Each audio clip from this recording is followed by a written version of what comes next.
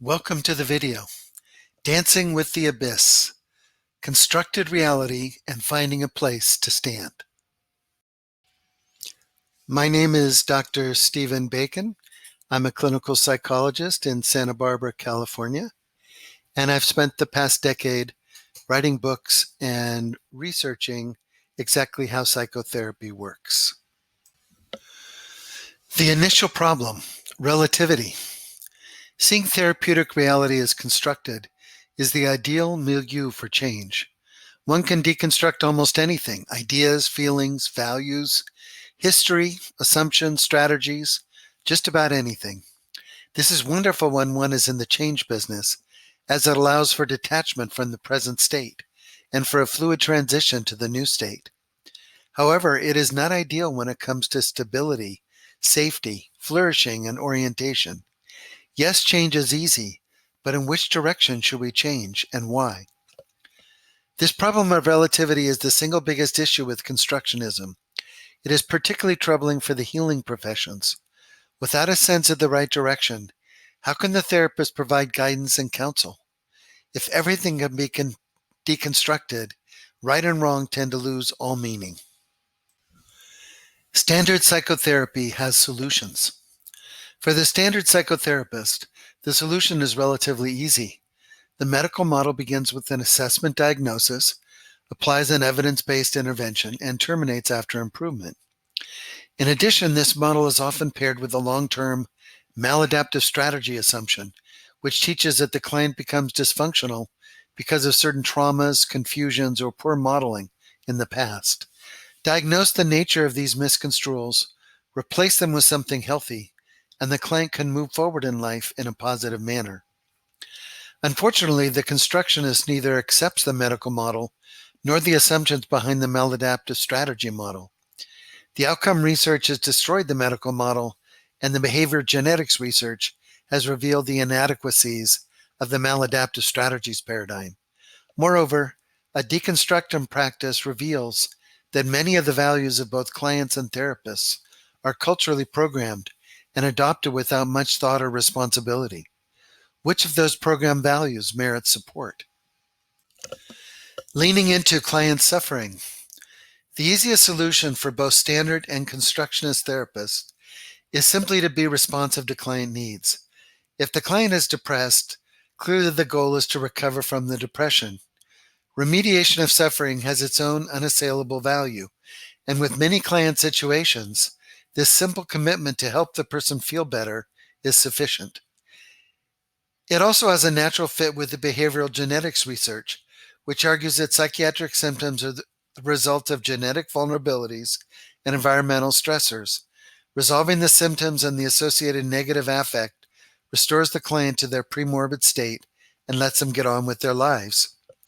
However, in order to sustain the healthy state, behavioral genetics prescribes a healthy structure, an ongoing influence in a positive direction, such as a good marriage, a church, or an involvement with a healthy community. Picking and creating a healthy structure involves value judgments. At this point, we are getting pretty far away from simply remediating client suffering. Standard therapists can still say, "I taught the client to be assertive," or "I taught the client to be a good communicator." The constructionist, however, understands that these healthy strategies simply provide the illusion of progress and safety. The individual path. The Enlightenment is most famous for elevating the primacy of reason. It was also remarkable for emphasizing the significance of the individual. It is no accident that our enlightened founders listed pursuit of happiness as an inalienable right. The concept of pursuing happiness is linked to a sense that each individual has a particular path in this world. If they walk it authentically, it will lead to a meaningful and fulfilling life. This concept of the individual path unites secular humanism with formal religions and is one of the outstanding characteristics of Western culture. Therapists of all stripes frequently refer to being on one's path when it comes to making difficult decisions and to steering a course in the chaotic confusion of the modern world. Of course, while it is easy to refer to the path, it is difficult to define it. For therapists who are attempting to use the client's path as a guide to creating healthy structure, it would be useful if it were easier to articulate its elements. Evolution and the individual path. Fortunately, when it comes to defining one's path, we have some help from evolutionary biologist E.O. Wilson. He and his colleagues have rewritten Darwin's survival of the fittest into something much more nuanced and other-centered. Quote, probably at this point during the Habeline period, a conflict ensued between individual level selection, with individuals competing with other individuals in the same group, on the one side, and group level selection, with competition among groups on the other. The latter force promoted altruism and cooperation among all the group members. It led to innate group-wide morality and a sense of conscience and honor. The competition between the two forces can be succinctly expressed as follows. Within groups, selfish individuals beat altruistic individuals, but groups of altruists beat groups of selfish individuals. Or, risking oversimplification, individual selection promoted sin, while group selection promoted virtue. Wilson points out that we are all genetically selected both for individual achievement and for altruism and prosocial behaviors.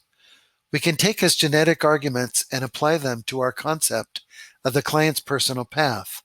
It would go something like, a personal path necessarily includes elements of personal achievement and altruism. The ratio between the two, the order they are accomplished, and the relative emphasis are individually determined.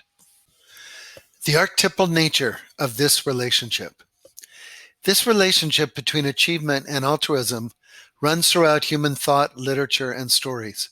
From a therapeutic point of view, it is the definition of the most accepted common factor, a relationship with a wise and caring person.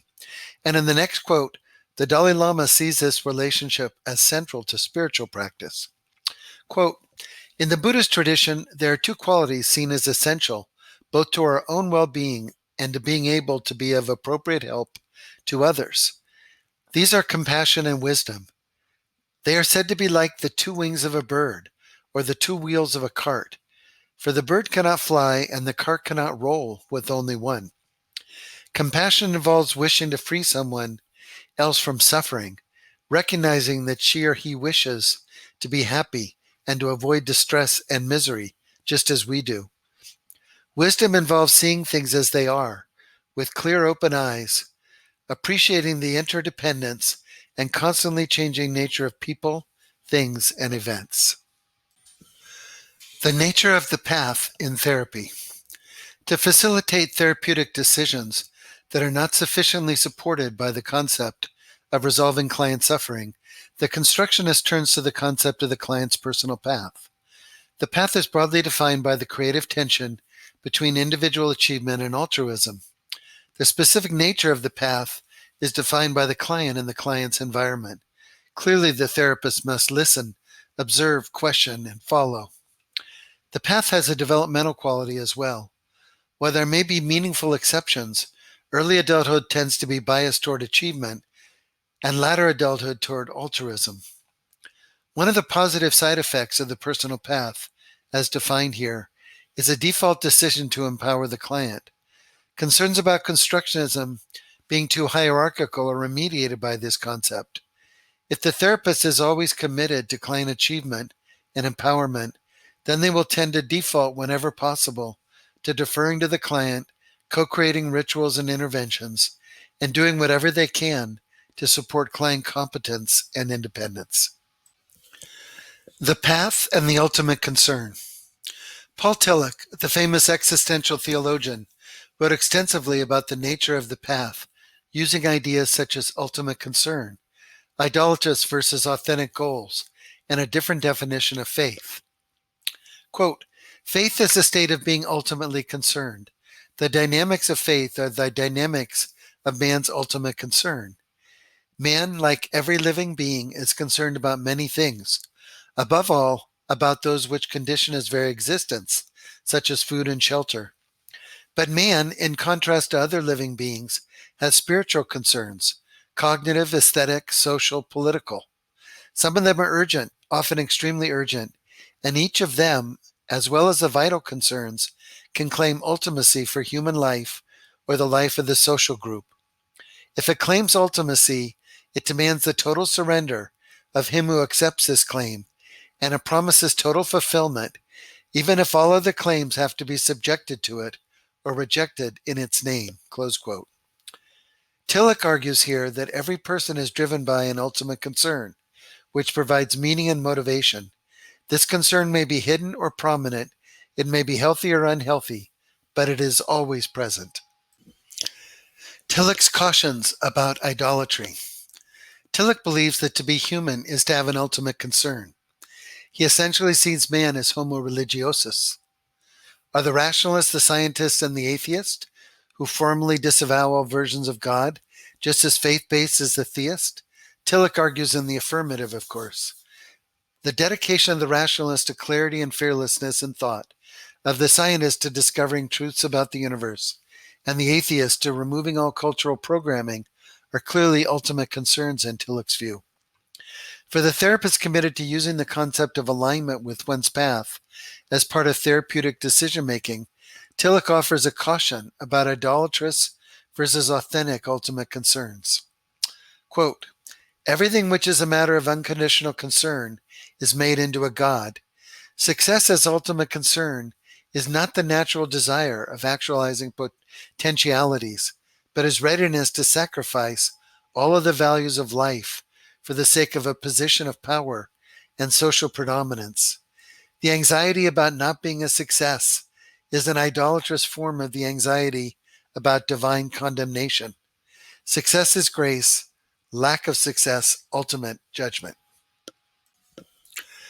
Discerning when the client is off path. Therapists are understandably cautious, even nervous, about imposing their own values on the client, particularly when using the client's personal path as a guide. It would seem the height of arrogance to confront a client's core beliefs with an assertion that my beliefs are superior. However, Tillich makes the case that some ultimate concerns are idolatrous. Hence, rules endorsing a simple adherence to the client's desires will sometimes be unhelpful or even harmful. For example, some clients become so ego-invested in work that they actively neglect or even harm their family. Where can a therapist stand in such a situation? Tillich would argue that even when working consciously with an individual's path, the therapist must take responsibility for determining when the client has veered toward the idolatrous and help the client stand against those feelings. In sum, adding the concept of following one's path to remediating client suffering gives constructionists a more solid place to stand. However, discerning between endorsing client desires and redirecting values remains challenging. Deconstructionism and neti-neti. The client path helps to make decisions that go beyond the remediating client suffering paradigm. To deal with the limitations of the client path model, the constructionist is forced to move to a higher level, values that are more universal. The problem here, of course, is that the constructionist is well versed in deconstructing culture-wide values. What can hold up against such deconstruction? Paradoxically, it is just this practice of deconstruction that can show the way. To be more specific, there is a Vedic meditation practice called neti-neti, not this, not that can potentially lead to universal values. In this practice, the meditator is enjoined to examine everything in their life. If it is not real, it should be discarded via neti-neti, and the meditator moves on to the next important concept. At the end of the practice, the meditator is alone, at the edge of the abyss. At that moment, Vedic lore predicts a great realization. Tattvamasi, thou art that, the experience of one's true being. In this sense, a deconstruction practice can create an archetypal experience connected to establishing existential principles and values. Choosing at the edge of the abyss. Note that Western advocates of similar deconstruction strategies were not as sanguine about the experience at the end of their practice. Sartre, for example, performed his own meditations on what is real and what is not. At the end of his reflections, he argued that, quote, "Every existing thing is born without reason, prolongs itself out of weakness, and dies by chance," close quote. And he continued with, quote, life has no meaning a priori. It is up to you to give it a meaning, and value is nothing but the meaning that you choose, close quote. Constructionism, when extended to its ultimate implications, inevitably arrives at this abyss. As therapists, we have to decide between the Sartre conclusion and the Veda conclusion, between meaninglessness and ultimate meaning. As healers, there is no contest. Therapists, when working with clients, rarely or never support the decision to disconnect, to go it alone, and to refuse relationship with others. Similarly, preaching to clients that life is ultimately empty, meaningless, and alienated would profoundly violate one's ability to be of service to the client. As a profession, we are required to choose meaning and connection at the edge of the abyss. Of course, this choice does not prove that we are right, that life is inherently meaningful, and that our true nature has an essence beyond what is constructed. However, once we understand constructionism, we also understand that this decision about meaning, meaninglessness is inherent in the discussion, and without an affirmation of meaning, therapy becomes impossible. Entering the abyss.